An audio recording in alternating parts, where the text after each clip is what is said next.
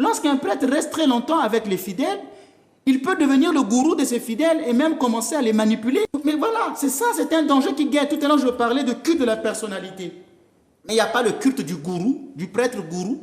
Cela peut arriver. Donc, il ne faut pas lutter contre les sectes, mais il faut lutter contre les tendances sectaires qui peuvent exister même dans nos églises. Donc, Dieu peut nous glorifier, mais généralement, il prend soin de nous donner plus d'affliction. Je voudrais qu'on note ça, c'est important, je vais terminer par ça.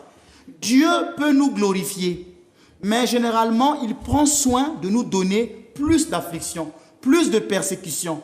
Pourquoi? Pour nous garder dans l'humilité. La vie des grands saints le montre. Saint Jean Chrysostome, la boucle d'or, qui prêchait l'évangile, il était puissant en prédication.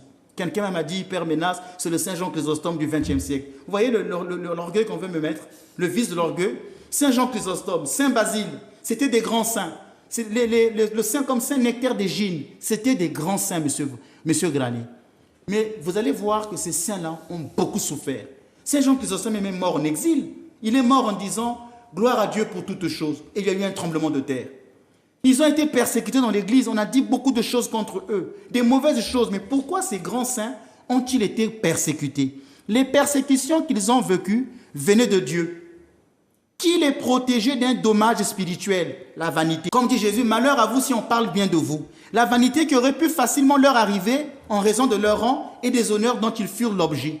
Si on commence à vous louer, vous risquerez de changer. Donc le Seigneur savait qu'il vaut mieux donner des persécutions, il vaut mieux qu'on parle mal de vous, qu'on vous donne une mauvaise réputation, parce que cela va vous garder dans l'humilité. Mais quand on commencera à dire, ah, Père Ménas, c'était un bon prédicateur, c'est le Saint Jean Chrysostome du siècle, Père Ménas, ceci, c'était un grand exorciste, Père Ménas, c'est un théologien, Père Ménas, Père Ménas, Père Ménas, Père Ménas. Bientôt, la vanité va rentrer dans mon âme, je vais me croire de tout, et puis voilà, et puis je fréquente les gros chaps, ainsi de suite, et paf, je commence à écraser les autres.